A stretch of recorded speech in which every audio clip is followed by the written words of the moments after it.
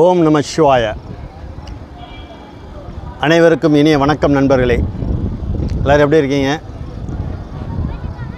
நம்ம இப்போ இருக்கக்கூடிய இடம் பார்த்திங்கன்னா சித்திரக்கூட், மத்திய பிரதேசத்தில் இருக்கக்கூடிய சித்திரக்கூட் அப்படிங்கிற ஒரு இடத்துக்கு வந்திருக்கிறோம்.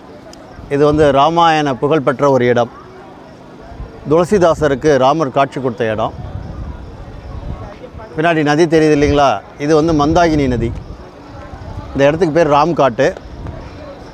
இப்போ இந்த இடத்துலேருந்து நம்முடைய கைலாய யாத்திரையின் பார்ட் 3 அதுக்குள்ளே அப்டேட் பார்ப்போம். கைலாஷ் யாத்திரைக்கு போகணுன்னா உடம்பை எப்படி நம்ம ஃபிட்டாக வச்சுக்கலாம், எப்படி இப்படி போகணும்னு சொல்லி நிறைய அன்பர்கள் கேட்டுட்ருக்குறாங்க. அவங்களுக்கான இந்த பதிவு ஓகேங்களா? கைலாஷ் போகணும் அப்படின்னு நீங்கள் முடிவு பண்ணிட்டீங்கன்னா கண்டிப்பாக தொடர்ந்து குறைந்தபட்சம் 1 மாதமாவது நீங்கள் பிராணாயாமம் பண்ணணும். எவ்வளோக்கு எவ்வளோ பிராணாயாமம் பண்ணுறீங்களோ அவ்வளோ நல்லது. தினமும் ஒரு அரை மணி நேரம் இந்த பயிற்சி செய்யுங்க. அதுபோல் இந்த வாக்கிங் போகிறது ரொம்ப முக்கியம். ஒரு நாளைக்கு ஒரு 10 கிலோமீட்டர் வாக்கிங் போனீங்கன்னா ரொம்ப நல்லது. குறிப்பாக அதிலும் அந்த ட்ரெக்கிங் ஷூ போட்டுட்டு வாக்கிங் போக.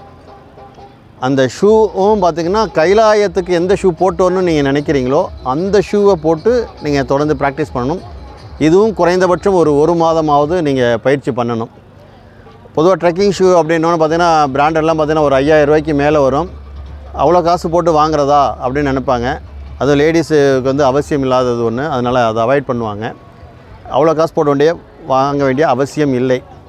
சாதாரணமாகவே உள்ள ஷூ, அதாவது பார்த்திங்கன்னா நல்ல grip இருக்கணும், ஃப்ளெக்சிபிளாக இருக்கணும், வாட்டர் ப்ரூஃபாக இருக்கணும். அந்த மாதிரி ஷூ பார்த்து வாங்கிங்க. இது ஒரு 700 ரூபாயிலேருந்து 1000 ரூபாக்குள்ளெல்லாம் நிறைய ஷூ இருக்குது. அந்த மாதிரி பார்த்து வாங்கினீங்கன்னா உங்களுக்கு கொஞ்சம் வசதியாக இருக்கும். அந்த ஷூவை இங்கேயே போட்டு நல்லா ப்ராக்டிஸ் பண்ணுங்கள். அங்கே வந்து புதுசாக போட்டுக்கலாம், இங்கே பழைய ஷூவை போட்டுட்டு ப்ராக்டிஸ் பண்ணலாம் அப்படின்னு நீங்கள் நினச்சிங்கன்னா புது ஷூ கடிக்க ஆரம்பிச்சிருவாங்க. கடிக்க ஆரம்பிச்சுன்னா உங்களால் கண்டிப்பாக பரிக்கிரமாக செல்வது என்பது இயலாத ஒரு காரியம். அதனால் இங்கேயே அதை ப்ராக்டிஸ் பண்ணுங்கள். அதேமாதிரி சாப்பாடை பொறுத்த வரைக்கும் நல்ல சத்தான ஆகாரங்கள் சாப்பிடுங்க. சப்போட்டா பழம், மாதுளம்பழம், பேரிச்சம்பழம், இந்த மாதிரி ஜூஸ் வகையாராக்கள் அதிகமாக சாப்பிட்டிங்கன்னா உங்களுக்கு ஹெச்பி கொஞ்சம் ஏறும். ஹெச்பி நல்லா இருந்துச்சுன்னா உங்களுக்கு பயணத்தில் பிரச்சனை இருக்காது.